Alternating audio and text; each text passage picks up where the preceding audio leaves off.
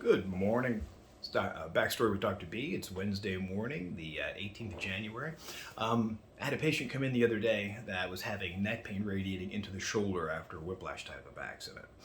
And so for those of you fairly new in practice, it's very difficult to distinguish between what's primary. Is it primarily a neck injury with, let's say, a car accident, or is it primarily a shoulder? Because the pain is contiguous and often, in many cases, from the neck into the shoulder area, maybe even into the upper arm a little bit. Are we talking radicular? Are we talking rotator cuff? Are we talking cervical mostly? Frankly, it's hard to tell. A lot of times you can't really tell until you watch the behavior of the injury. And that's one of the things that you'll learn over the years is that you'll begin to, these injuries have a certain personality to them. And as you watch their behavior, it's like meeting a new person. It's like, oh, hello, you're a patient, but your injury is almost like another entity, and you get to watch how it behaves. And one of the first clues is to determine what you're mainly dealing with is how high they can raise the arm if you've got neck and shoulder. So if I've got somebody who can't get the arm up, to 90 degrees or can only get the arm up to less than 90 degrees, very likely may be a shoulder. Now, oftentimes primarily a trap muscle, can lock you up at about 90 degrees. A lot of times during the exam, the patient's just not trying, because I've found that a lot of my patients basically never raise their arms fully overhead. They never do this.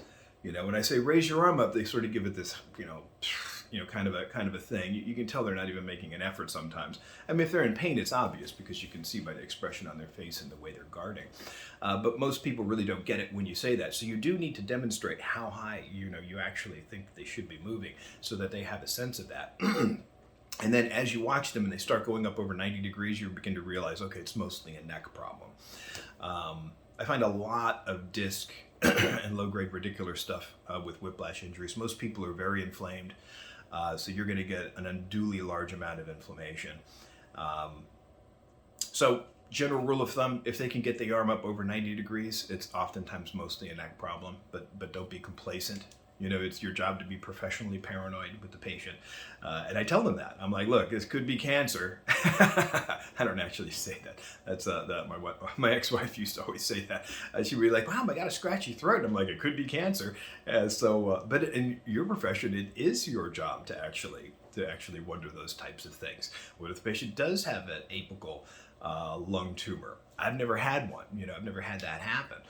But I did have a tumor in one of my very first patients. On the first day I got my license, I had a guy with low back pain, and I took the x-rays. In Life West, we were taught to collimate very tightly, and we would use a 7x17 x-ray for the lateral lumbar, and you would cut it off at the sacral base. You would not include the whole sacrum because it's not a sacral shot, right?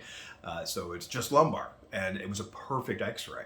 Well, the guy didn't get better, and he kind of disappeared, and I found out subsequently some years later that he had a bone tumor in his sacrum, more at the apex of the sacrum. And I had a moment of panic. I'm like, did I miss it? I felt horrible. So I ran in there and I looked at the x-ray, and it cut off at the sacral base above where the tumor was. And you can make the argument, maybe that little bit of extra radiation might not have been a bad idea. Maybe a little bit sloppier collimation, or maybe doing it on a 14x17 and making sure to get all the way to the sacral apex. Because why would I presume that it would stop at the sacral base? I mean, you can't localize pain that much. So it is a little bit of, would sophistry be the right word? To be so meticulous with your radiographic, examination that you would not look at the whole sacrum. It's an immediately adjacent structure. I would think that you'd want to have a little bit more data rather than a little less, since you're going to go to the trouble of taking the x-ray. So you got a radiology lesson in that one too. But that was pretty scary, and I was grateful I didn't miss it, but I was also regretful that I didn't catch it by taking the proper film. So anyway, part of the thing about being new in practice is that you're new in practice. So you're not going to have it all down, and you'll never have it all down. You will always make mistakes, but over time you will develop greater and greater depth, particularly as you see more patients. I don't remember what the rule was, but like 10,000 adjustments, before you really got the office visit down was sort of a rule of thumb. After 34 years, I think I've probably passed that mark. But you have to focus on every patient on every visit. You can't be sloppy. And the same goes for your diagnostic stuff. So reading this stuff about D.D. Palmer and how he would lay magnetic hands on people before he discovered chiropractic, it's very helpful. Your intention, taking your time, pausing. You can still have a real quick office visit and be very present with the patient and not take a lot of time because you're not there to socialize. You're there to take care of their problem. They appreciate you touching it with consciousness, and they can tell if you're sloppy and you're not really paying attention.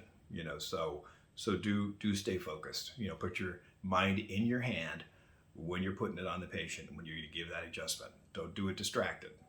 If you're a little distracted, you know what? I got to run in the other room, take a drink of water, put those thoughts aside, and then come back in the room and be present with the patient. It's a moving target, but you'll get there. All right, have a great day.